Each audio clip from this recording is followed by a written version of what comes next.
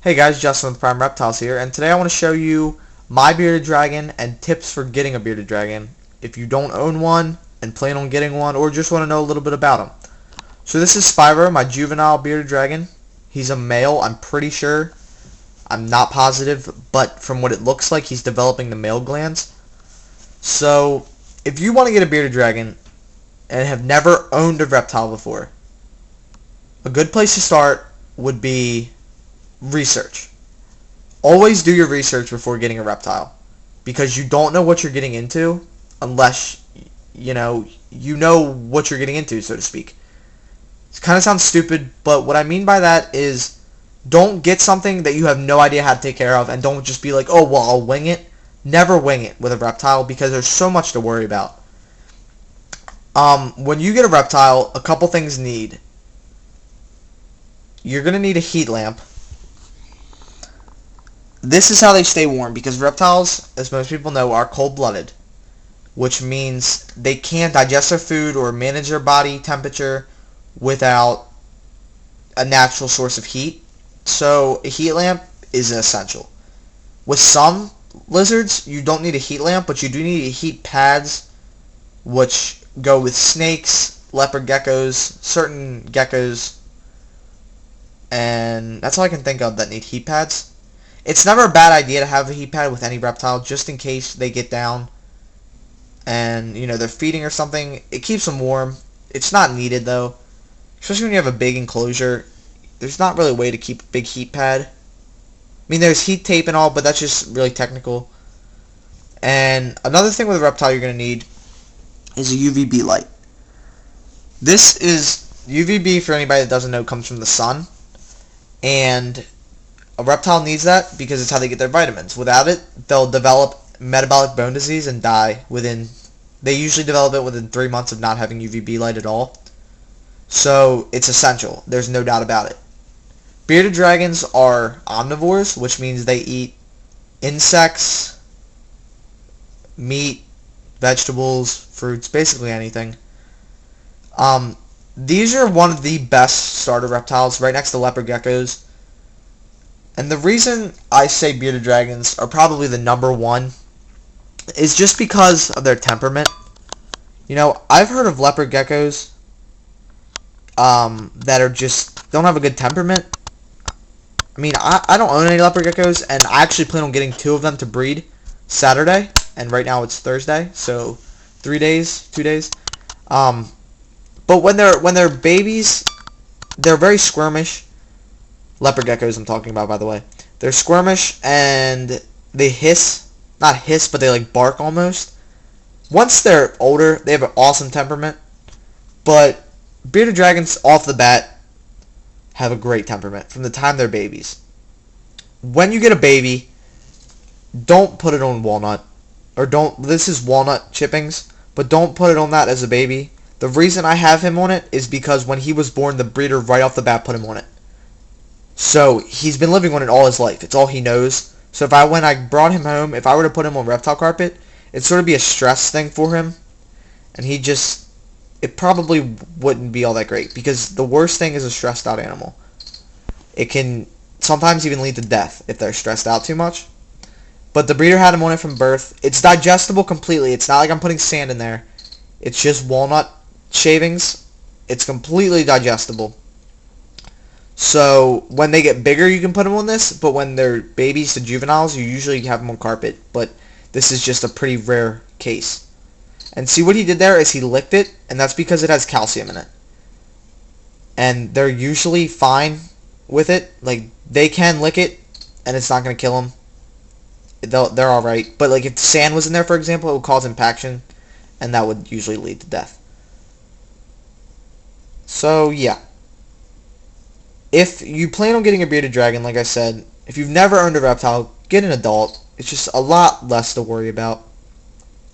And if you're hard set on getting a baby, just make sure you know what you're doing.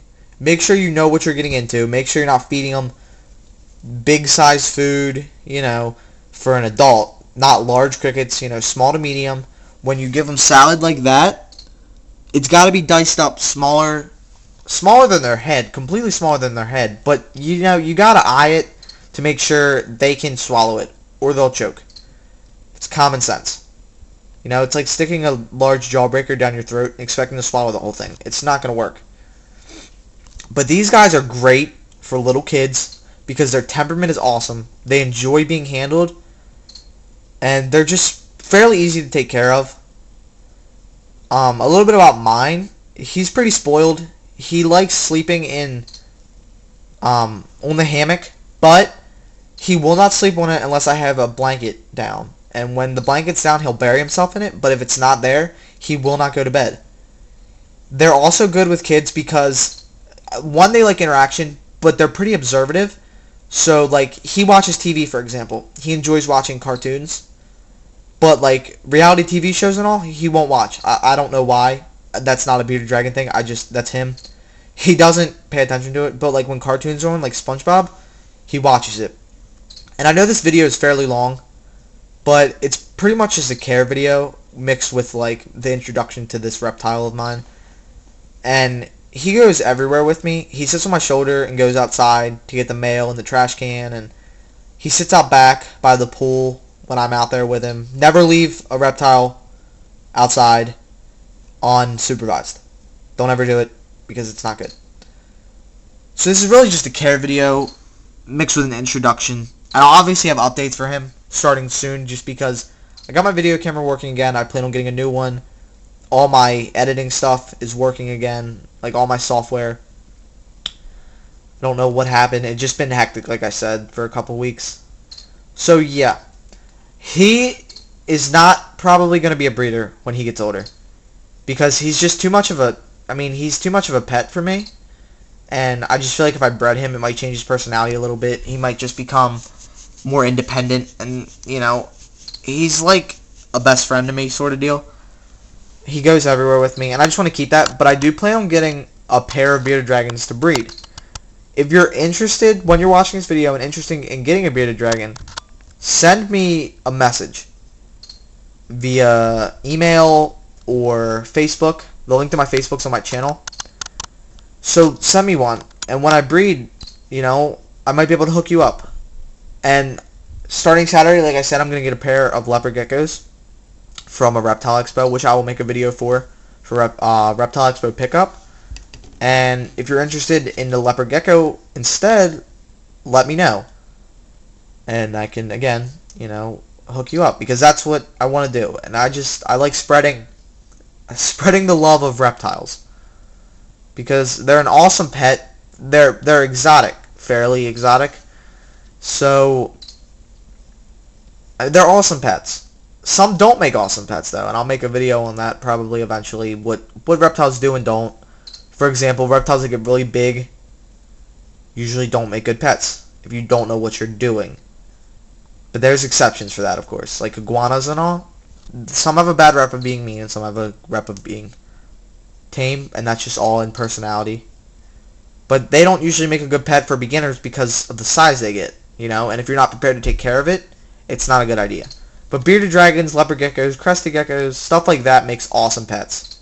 And if you're a snake person, corn snakes or ball pythons, or not, yeah, ball pythons, and corn snakes and king snakes and milk snakes, they make awesome snake pets. I do not have one right now, but I do want to get one in the near future. And just do your research before you get anything, because I've just been watching, and this video really solely comes from the fact that I've been watching videos lately of people getting reptiles and having no idea how to take care of them. Like the other day, I saw this video of this girl, and she couldn't figure out why her leopard gecko lost its tail. But he did it because you grabbed it. So people who don't know what they're doing and don't know their research usually end up stressing out their pet, and I mean, it's sad to say, but they'll die, you know? And that's just what happens. So just make sure you do your research, and if you have any questions, leave them in the comment section. And I love answering questions for you because I just love spreading the knowledge of reptiles. They're awesome pets. So if you're looking to get a fairly exotic pet, look at reptiles. And check back for videos in the near future. And I will definitely be uploading a lot more soon. So thank you very much for watching. Have a good day. See ya.